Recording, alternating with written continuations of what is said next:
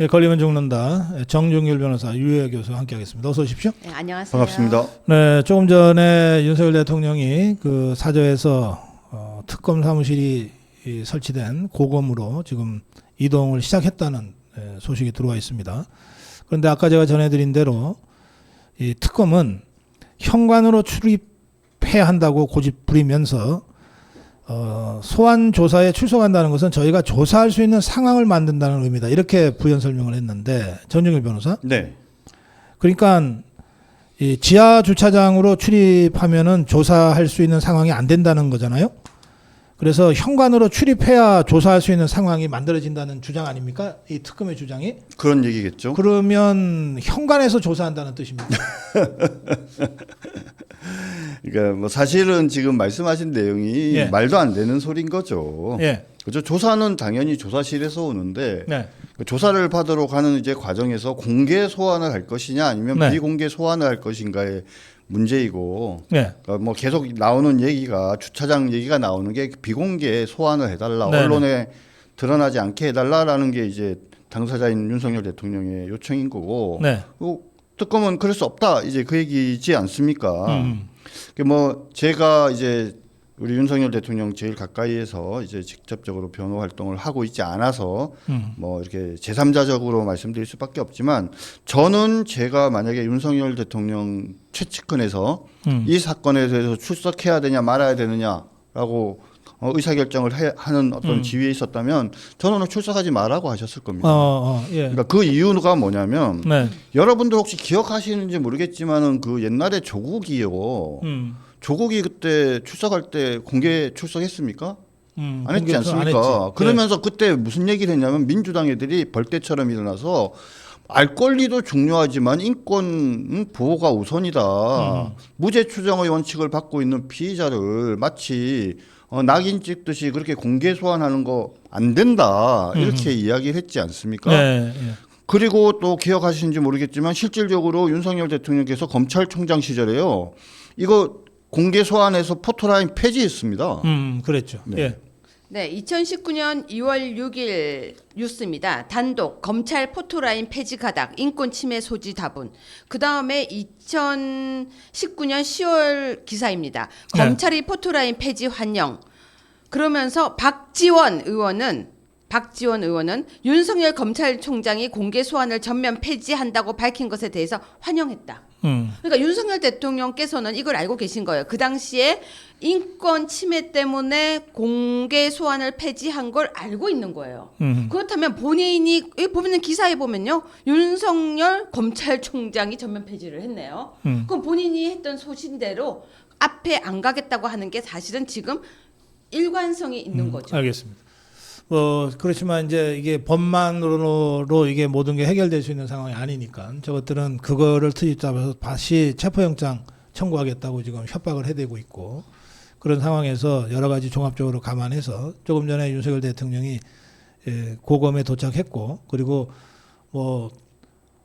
지하 주차장을 다 문을 막아놨다 그러니까 특검에서 그러니까 현관으로, 그리고 기자들이 잔뜩 버티고 있었는데 그냥 별도 발언 없이 바로 고검에 설치되어 있는 특검 사무실로 변호사와 함께 들어갔다고 합니다. 자, 근데 제가 뭐 한 가지만 추가해서 말씀드리면 왜 제가 오늘 그 출석을 하지 않으시는 게 맞다. 그리고 과거에 당신께서 폐지한 이런 것들을 사례를 얘기하면서 지금 현재 특검이 인권 침해적인 수사를 진행하고 있다라는 지적을 해야 되냐라고 말씀을 드리냐면, 자, 조은석의 특검이 지금 우리 윤석열 대통령에 대한 영장 청구하겠습니까? 안 하겠습니까? 100% 영장 청구합니다. 다시 하지. 예, 그러니까 지금 현재 소환은 무슨 의미냐?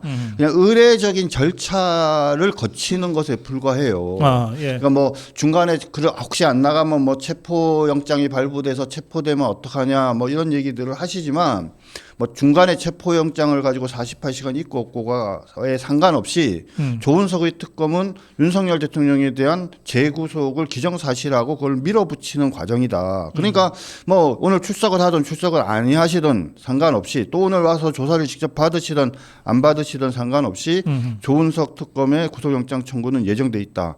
제가 보기에는 빠르면 다음 주고요.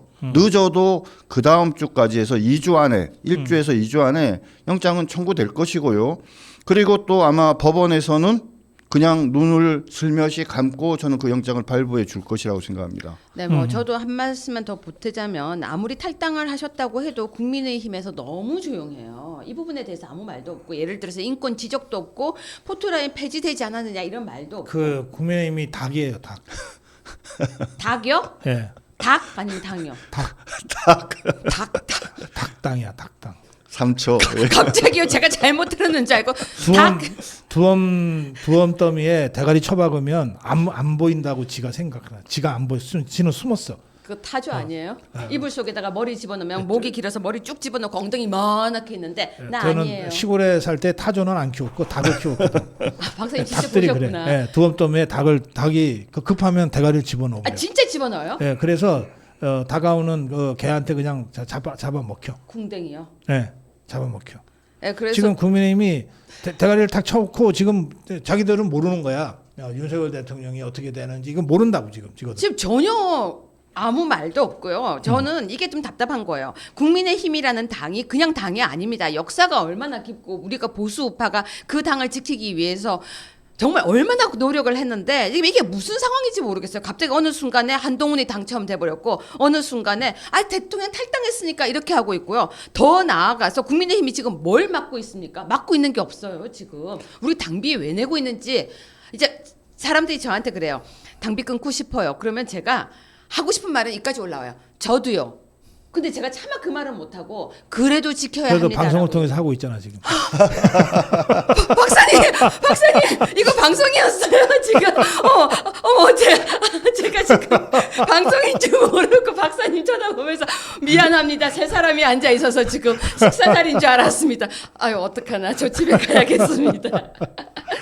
네, 속이 터집니다. 그러니까 주인이 아닌 자들이 주인 노릇을 하면서 국민의힘이 움직이고 있다 보니까 말씀하신 것처럼 머리를 쳐박은 닭이 되고 중요한 순간에 해야 될 얘기를 제대로 하지 못하는 당이 된 것 같습니다. 그래서 결국은 당이 국민의힘이 역사와 전통을 자랑하는 제대로 자기 기능을 하는 당을 만들기 위해서는 그죠 주인을 잘 뽑아야죠. 주인은 뭐 당원이지만 그 실질적으로 위민 노릇을 하는 사람은 당 대표와 그다음 지도부 아니겠습니까? 뭐 곧 조기 이제 전당대가 있는 거로 알고 있는데 그때 제대로 된 정말 뻐꾸기 같은 사람들 빼고 정말 당을 지켜왔던 사람, 당의 어떤 역사적 또 이념적 가치를 잘 이해하고 실천할 수 있는 그런 좋은 리더를 뽑는 것이 중요하다고 생각합니다. 예.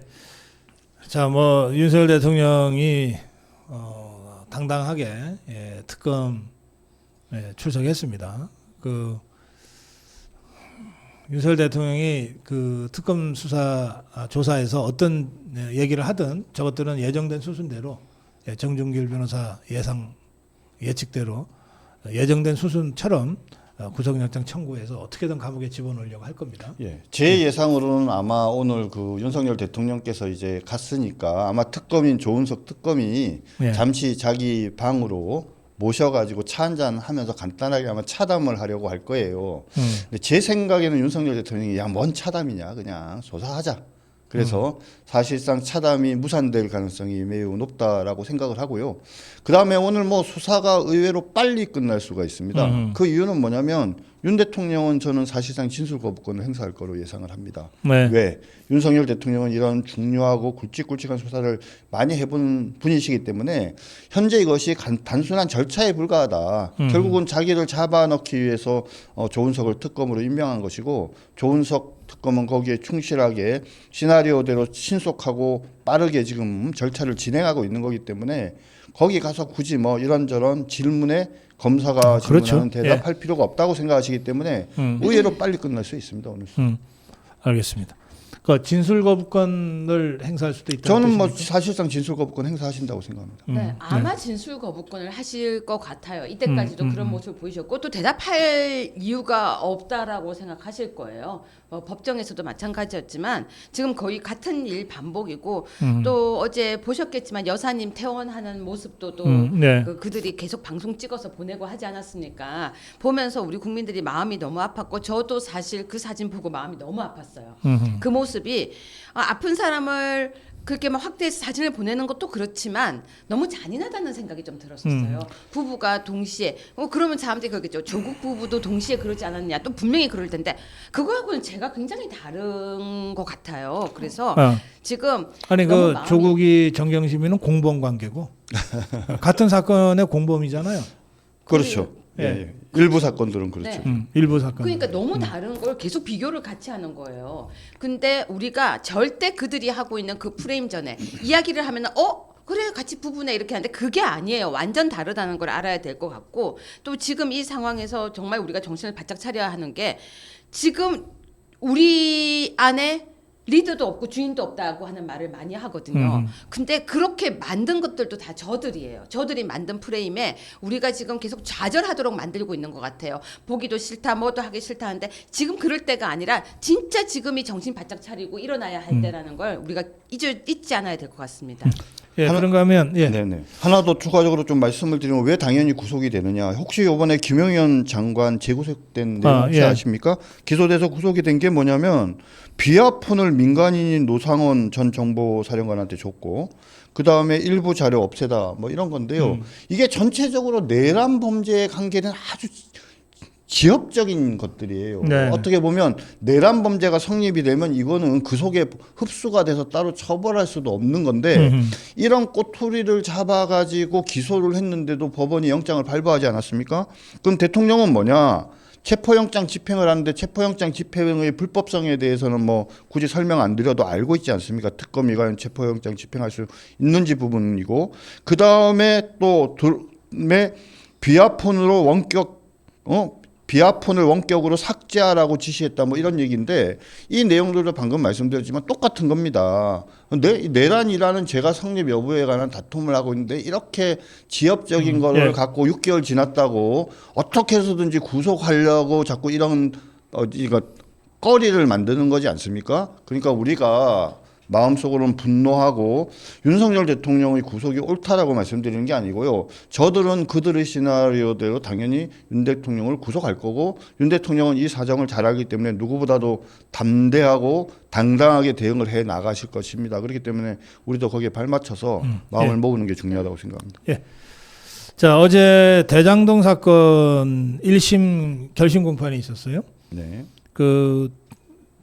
검찰이 구형을 하기를 김만배 징역 12년 그리고 유동규 징역 7년인가 그렇게 했습니다. 그러면서 그 구형할 때 구형 이유를 읽잖아요. 네. 뭐 상당히 아주 단죄 의지를 분명히 했어요. 그리고 또 이재명 얘기도 했어요. 네. 예, 피고인 이재명이라고까지 했습니다. 그런데 김만배와 유동규의 최후 진술은 완전히 180도 방향이 다르더라고요. 네, 달랐습니다. 예, 어떻게 보셨어요? 예, 일단은 뭐 제가 보기에는 저는 이 검사가 되게 궁금해요. 마지막 논고를 한 제 후배 검사가 누굴까? 첫 번째. 그다음 그 검사가 앞으로 몇 년 더 검사 생활을 할까? 다가오는 아마 인사에서 사표를 내진 않을까?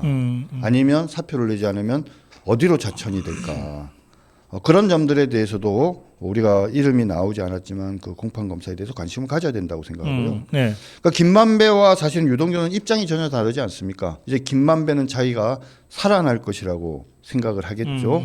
그 다음에 이제 유동규는 그러니까 김만배는 빨리 확정되길 고대하겠죠. 그래야 사면 대상이 되니까. 일단은 뭐 무죄도 저는 기대할 거라고 생각을 합니다. 그래요. 뭐 무죄를 기대하고 혹시나 무죄가 나지 않더라도 왜냐하면 본인이 이제 유죄가 되면 나중에 이제 대통령을 그만두고 난 이재명이 유죄를 인정하는 유력한 근거가 돼버리기 때문에 이제 무죄가 나야 된다라고 생각을 하고 또 대통령이 이재명이기 때문에 뭐 자신만만하게 이런 이야기들을 하는 거라고 생각을 합니다. 대장동 사업은 성공한 사업이라고 계속 얘기를 하고 있고요. 유 본부장이 결국은 본인이 이 범죄에 가담하게 된 게 이재명이라는 사람의 정치적 성공을 위해서 가담하게 된 거다 이렇게 그렇게 분명하게 최후 진술에서 얘기를 주장했죠. 했습니다. 그렇죠? 그래서 저는 그 재판부의 판사들이 그 엄중한 논고를 한 검사와 마찬가지로 법조인 본연의 자세를 유지하기 바랍니다. 네, 저는 그런데 뭐 이런 아이러니한 생각이 들었습니다. 대한민국의 대통령이 여기에 같이 어제 이름이 나왔다는 것도 참 창피했지만 그들은 우리가 흔히 개딸이라고 하죠. 이렇게 얘기하더라고요. 무조건 이재명 대통령은 무죄야라고 이야기를 하더라고요. 그래서 제가 이렇게 얘기했습니다. 그럼 당당하게 지금 재판 받고 털면 되잖아. 이렇게 얘기했어요. 무죄면 털면 되잖아요. 그러니까 재판 받았는데 유죄 나오면 어떡하냐요. 그러니까 재판을 절대 받으면 안 된대요. 그래서 아니 방금 얘기하지 않았냐고. 대통령은 무죄인데. 그러니까 우리 마음은 영원히 무죄래요. 이게 개딸의 논리. 제가 진짜 그 개딸들과 대화를 한 거예요. 왜냐하면 제 주변에도 그쪽 관련된 사람들이 있으니까. 근데 이 논리가 우리가 생각할 수 없는 그 묘한 머릿속이 있더라고요. 그래서 제가 다시 한번 깨달았습니다. 그 뻔뻔함과 그 이상한 논리. 그리고 정말로 말 뒤집는 게 되게 순식간이에요. 근데 그들을 우리가 머리로 이해하면서 싸우려고 하면은 생각이 잘못된 거예요. 정말로요. 네. 오늘 한두 가지 문제를 좀 빠르게 짚겠습니다. 그 어제 부동산 폭탄이 떨어졌어요. 근데 대통령실은 금융위원회가 발표했는데 보고받은 바 없다 모르겠다 그랬어요. 앞으로도 계속 모를 거예요. 왜냐하면 알 수가 없습니다. 무슨 말인지 이해를 못하는 거예요. 어제 6억 딱 하는 순간 사람들이 뭐라고 했는지 아세요? 와 큰일 났다. 이제 대출 집값이 지금 얼마나 많이 올랐는데요. 특히 서울 안에 집을 살려고 하면은 어마어마합니다. 근데 대출 6억 하면 되게 작아 보이죠. 6억도 사실 큰 돈이에요. 6억 대출하고 나면 그거 갚는 거 얼마나 이율 올라가면요. 피가 말라요. 근데 이 와중에 몰랐다 이러는데 이재명 정부에 있는 여기 어디 갔어? 아까 조현? 횡재하는 사람도 있더라고요. 조현. 전 그 사람 보면서요. 이런 횡재하는 사람들이 옆에서 이야기를 하니까 지금 감이 없는지 어제 난리 났어요. 박사님. 은행에요. 은행 창고에 사람들이 몰려가고 집 안 사고 이번에 다시 국민의힘에서 대통령이 되면 집값이 떨어질 거니까 떨어지면 집을 사야지 이렇게 대기하고 있다가 예. 사람들이요. 이제 나는 드디어 가만히 앉아가지고 집을 못 사는 사람이 됐다. 이런 사람들이 지금 너무 많아졌습니다. 문재인 따라 배우기를 시작한 것 같습니다. 문재인 대통령의 특징이 비서실장 시절에도 박연차 164만 달러 받을 때도 전혀 몰랐지 않습니까?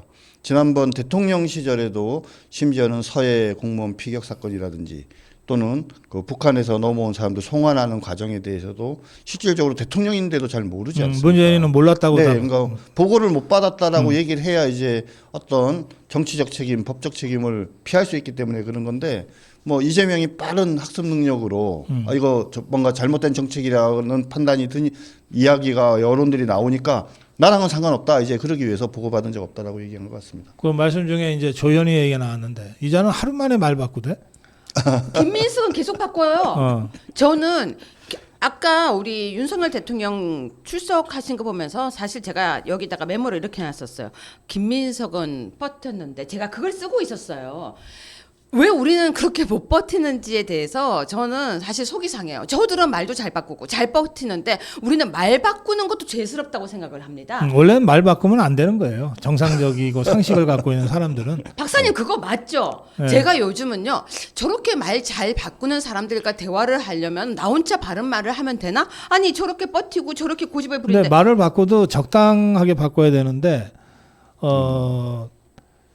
빌려줬다 그랬다가 하루 만에 네. 증여했다 그러는 네, 건 네. 이거는 그냥 말을 조금 바꾸는 게 아니잖아요. 그 다음에 뭐라고 하는지 아세요? 기억이 차고 기억이 안 난다. 생각해보니까 그런 것 같다. 그러니까 이 단어가 제가 아까 검색을 계속 해봤더니요. 저 이번에 장담 하나 할 수 있어요. 박사님도 장관 후보 되실 수 있습니다. 할 사람이 없어요. 저쪽에서. 아니 내가 장관 안 하겠다는 게 언제적 얘기인데 지금. 아니 없다니까 사람이 없어서요. 아니 아무리 사람이 없어도 그렇지 아니 정말 없어요. 제가 아까 적어봤는데요. 심장과 머리가 따로 노는 저들 사이에 장관 후보가 없어요. 왜냐하면 자기네들도 자기네들끼리 얘기하면서 웃긴 거예요. 지금 자기들도 생각이 있으니까 머리는 웃길 거예요. 근데 가슴에서 다른 소리를 하고 있는 거예요. 결국은 이제 뭐 적당히 할 사람이 없으니까 우리 보수파의 제일 이제 리더 중에 한 분이신 고 박사님까지 모셔야 되는 상황을 저는 그런 상황이 고민할 온다고 수밖에 생각하는 없다, 게 이제 그런 얘기 사람이 같은데. 없어요. 아니 사람이 왜 없어요. 조연이 같은 것들도 있고 그 조연이 같은 것들 많아요. 근데 사실 저는요 이 조연 부분에 대해서는 저희가 좀 고민할 게 하나 있다고 예. 봅니다. 자 조연이가 이런 많은 허물이 있는데 자 조연의 허물이 많습니까? 김민석의 허물이 많습니까? 저는 김민석의 허물이 훨씬 많다고 봐요. 그런데 김민석이 국무총리 되겠어요, 안 되겠어요? 당연히 되겠죠. 조연이 이 정도 가지고는요. 이 정도 가지고는 저는 좌파나 이재명 정부 눈썹 하나 꿈쩍하지 않고 임명할 거라고 봐요. 우리가 비판을 하더라도. 근데 사실은 이 이면에 중요한 문제가 하나 숨어 있다고 봅니다. 그거는 뭐냐면 이 사람이 그 유명한 동맹파죠. 외교부 장관 후보가 됐을 때 좌파 쪽에서도 말이 많았어요. 자주파여야 하느냐 동맹파여야 하느냐라고 얘기할 때 누가 보더라도 살아온 어떤 삶의 궤적이 동맹파의 어떤 상징적 대표라고 할 수 있는 조연 이 사람이 외교부 장관이 되면서 사실은 저는 저들 내부에서 상당한 이 갈등과 논란이 있다라고 생각을 합니다. 그 과정에서 결국은 자주파들이 조연을 쫓아내는 어떤 수단과 방법으로 이 부분을 지금 활용하고 악용하고 있다. 그래서 저희가 당연히 조연 장관의 문제점을 지적하는 건 당연한데 오히려 우리가 어떤 점에 관심을 가져야 되느냐. 그럼에도 불구하고 조연을 임명하냐 임명하지 않느냐. 만약에 조연을 임명하지 않는다라는 거는 우리의 외교 관계 특히 대북 관계가 동맹파가 아니라 자주파에 의해서 주도될 수 있는 그런 어떤 상당한 위험한 상황에 처할 수 있다라는 부분입니다. 알겠어요. 예. 그 민정수석 임명됐다가 며칠 만에 이제 낙마한 오광수? 네, 오광수. 경우에도 저게 특수통 검사 출신이라서 저 좌파들이 밀어냈다 뭐 이런 얘기가 있었어요. 지금 조연희에 대해서도 저게 자주파 그 말하자면 종북 주사파들입니다. 한미 동맹을 강조하는 동맹파의 대표격인 조연희를 밀어내려고 지금 물밑에서 작업하고 있다 이런 이제 분석을 해주셨어요. 그냥 뭐 다 이제 일리 있는 얘기인데, 근데 특히 이제 동맹파 자주파 쪽으로 말씀을 하시면 진짜 동맹파라면은 이재명이랑 싸워야지 거기서 무슨 장관을 해요 얼어 죽을. 예? 그러니까 이게 다 영혼 없는 것들. 이제 필요 없죠. 그래 어디다 줄 섰나 가지고서 뭐 동맹파니 자주파니 그러는 거 아니에요. 근데 이재명이 어제 뉴스, 그러니까 오늘 아침 뉴스에 저 MBC 봤어요. MBC 안보라는 용어를 엄청 쓰더라고요. 안보를 지켜야 된대요. 그래서 제가 이들은 이제 우리 프레임 태극기 딱 달고 안보 이야기를 계속하면서 어제 이야기를 하는데 네. 저는 그렇게 생각합니다. 이제 그들은 이념 이런 거 없다고 저는 생각해요. 이념이라든지 아니면 자기의 소신 이게 아니라 자리를 차지하고 그리고 대한민국에서 그 자리에서 영위하기 위해서 윤석열 정부에서 임명했던 장관이 유임되는 거 보면서요. 유임한다고 봤습니까 그걸? 그걸 받는 사람도 있고 그래서 저는 정준계 변호사님은 또 이렇게 이념에 대한 그런 생각도 하시지만 저는 나이가 다르고 세대가 달라서 모르겠지만 지금 이제 이재명 정부는요 이념 이런 걸 다 떠나서 말은 실용주의라고 하겠지만 실용주의가 아니라 안위주의가 될 것이다. 자기들 자리 지키기 위해서 저는 이제 이념도 없을 거라고 저는 봅니다. 그러니까 지금 조현이가 말입니다. 그래서 정확하게 우리 고 박사님이 좀 지적했다고 보는데요. 이 사람이 겉으로는 아주 대표적인 자주 동맹파로 알려져 있어요. 그런데 첫 출근하는 길에 뭐라고 얘기했냐? 아니 취임하면 대통령이 미국부터 가야 한다. 그런 고정관념으로부터 우리는 벗어나야 된다. 이 얘기를 했습니다. 이게 지금 누구를 향한 얘기냐? 이게 국민들을 향한 얘기가 아니라 방금 지적하신 것처럼 눈치 보기 하는 거죠. 야, 나 동맹파라고 알려져 있지만 꼭 그런 거 아니야. 그러니까 나 자르지 마. 그냥 하자가 많고 문제가 있지만 나 장관에 임명해 줘라는 제스처를 한 것이다. 그러니까. 예. 예. 자, 이제 마지막 이거 좀 설명 좀 해주고 가십시오. 지난번에 우리 그 정준길 변호사 유해 교수가 일하고 있는 법무법인 해에서 아주 직원들도 고생 많이 하고 계신데 그래서 서울신문가의 강제 조정에서 우리가 작지만 상당히 중요한 의미 있는 승리를 거뒀다 이렇게 이제 전해드렸는데 그 후에 이번에 JTBC 인터넷 JTBC 그리고 IMBC 이것도 인터넷 MBC죠? 네, IMBC. 그러니까 MBC와 JTBC인 거죠. 네. MBC, IMBC, JTBC 네. 세 군데입니다. 이 조정 합의가 있었습니다. 그러니까 조정 합의는 언론중재위원회에서 우리가 문제를 제기하고 언론중재위가 당사자들을 불러가지고 JTBC 또 IMBC 당사자들을 불러가지고 이러이러해서 이런 언론중재 요청이 왔으니까 너네가 이 요청을 받을래 말래 이래가지고 조정한다는 거죠. 네, 그렇게 해서 그렇습니다. 어제 결론이 났습니까? 네, 어제 둘 다 아주 조용히 깨끗하게 결론이 났습니다. 사실 뭐 여러분들 다 아시다시피 계속 좌파 언론들이나 또는 저쪽 세력들이 그러니까 우리 쪽에 계신 분들 중에 특히 우리 고 박사님 같이 이렇게 영향력이 있고 훌륭한 분들을 자꾸 극우라고 이제 레떼를 달고 있어서 지난번에 서울신문사를 최초로 상대로 해서 사실상 이례적으로 강제 조정도 받고 손해배상까지 받아내는 그 작은 큰 승리를 이뤄냈습니다. 네. 그래서 그거를 토대로 해서 지금 JTBC, MBC, IMBC를 상대로 해서 다시 저희가 중재위에 이제 그 신청서를 제출을 했는데 결론적으로 말씀을 드리면 우리 고 박사님한테 그 앞으로 극우라 붙이지 마라. 그래서 우리 고 박사님은 극우 유튜버가 아니라 자유우파의 정치평론가다.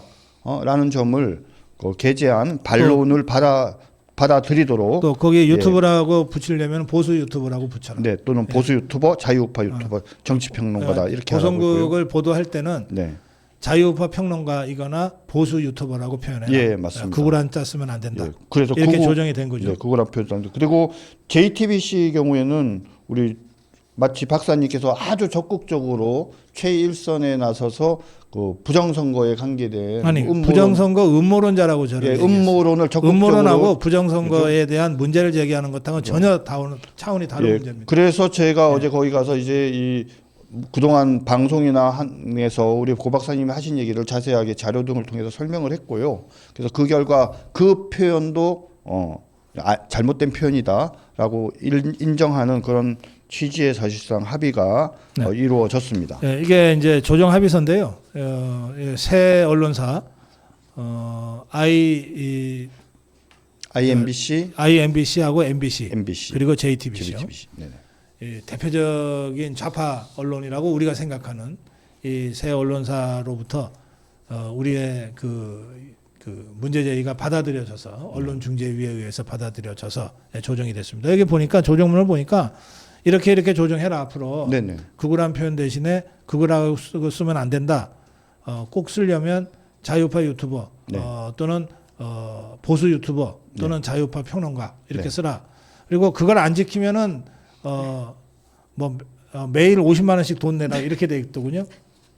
네, 이게 예. 이제 여러분도 아시겠지만 부정선거 앞에 음모를 붙여서 되게 음습하게 말을 만들잖아요. 네. 음모 부정선거 론자 고성국 이런 식으로 프레임을 만들다가 한마디로 깨박살 난 겁니다. 그래서 앞으로는 우리가 MBC와 JTBC를 모니터링 하세요. 하신 다음에 고성국 박사님에게 이런 말을 쓰면 바로 신고해 주세요. 왜? 하루 50만 원입니다.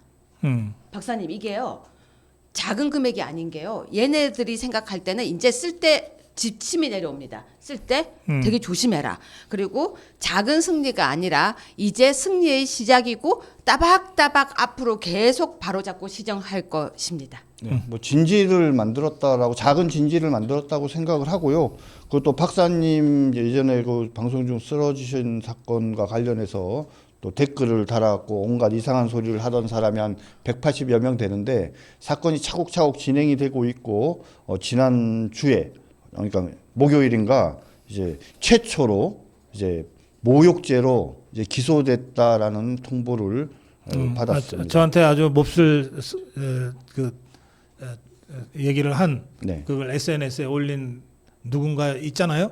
네. 네, 그 사람이 지금 이제 제가 고소를 했어요. 그래서 모욕죄로 고소를 해서 그게 이제 기소가 됐다 이 말씀입니다. 네, 근데 가계정을 쓰거나 아니면은 그냥 닉으로 썼지만 전국 8도에 정말 전국 8도가 제주도까지 다 걸려서 있었고요. 그래서 저희가 하나하나 다 해서 180명 중에서 지금 특정을 하나하나 시키고 있는데 그 중에서 불과 몇 개월 안 됐는데 벌써 한 명이 기소되어서 구약식 벌금까지 지금 나왔는데요. 여러분 들으면 아마 이런 얘기 하실 거예요. 그 정도 단어를 써도 되지 않나요? 안 됩니다. 어떤 단어인지 밝혀주세요. 아니.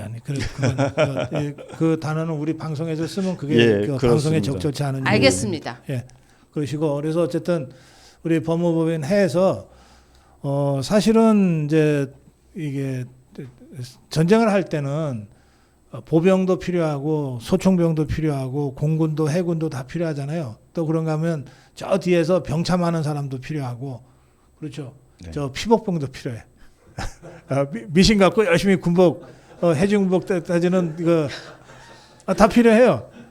그래서 맞네요. 지금 우리가 자유파 여러분들이 지금 종북주사파하고 전쟁하는데 모든 영역에서 지금 싸움이 벌어지고 있는 겁니다. 그러니까 그 우리 법무법인 해 정중립 변호사 유해 교수가 저희 방송에서 패널로서도 아주 훌륭하게 활동하시지만 저희 고성국 TV의 자문 변호사로서 이런 일들을 사실은 굉장히 그 정말 귀찮기도 하고 좀 힘들기도 하고 그런 일이에요. 이게 언론중재위 가려면 뭐 경찰서 가려면 법원에 가려면 그리고 또 이걸 가기 위해서 사전에 준비하는 게 엄청 많잖아요. 그럼요. 모든 SNS 다 뒤져봐야 되고 이런 일들을 누군가가 해 주시기 때문에 제가 더 자신감 있게 단단하게 또 당당하게 이런 고성국 TV를 할 수 있습니다. 그런 점에서 우리 정중희 변호사 그리고 류호혜 교수 그리고 법무법인 해 우리 직원들한테 박수 한번 보내드리겠습니다. 고맙습니다.